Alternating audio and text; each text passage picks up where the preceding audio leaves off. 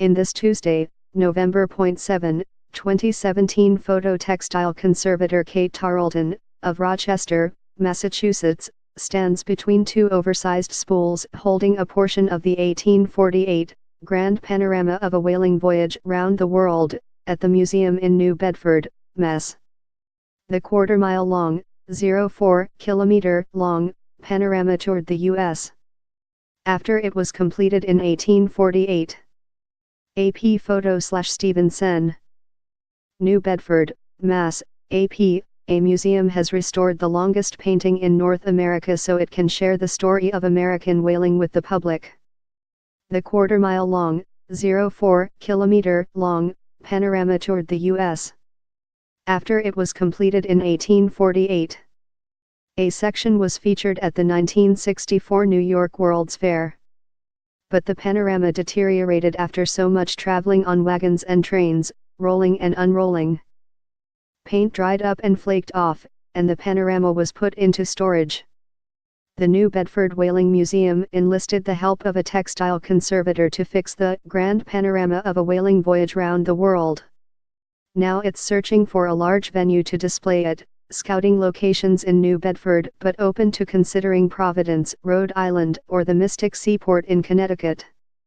D. Jordan Burson, who's managing the project, said he hopes this record of American whaling can eventually return to some of the cities that were stops on the national tour, including Boston, Buffalo, New York, and St.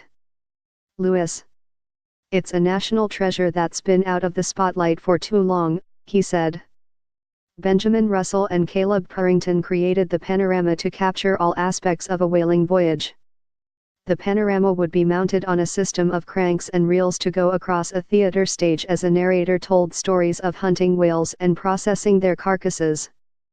A poster for the Boston stop in 1849 advertises tickets for 25 cents.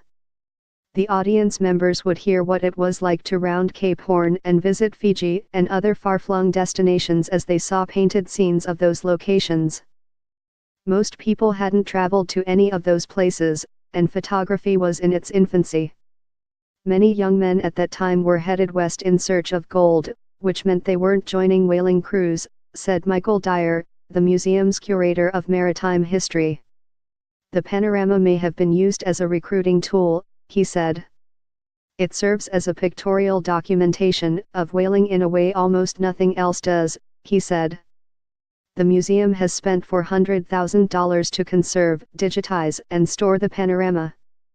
The money was raised from individual donors, private foundations, and government grants. Burson spent a year spraying the panorama with an adhesive to stabilize a paint layer that had powdered over time. The conservator stitched sections that were taken apart, repaired thinning areas of the cotton muslin fabric, and fixed holes and tears.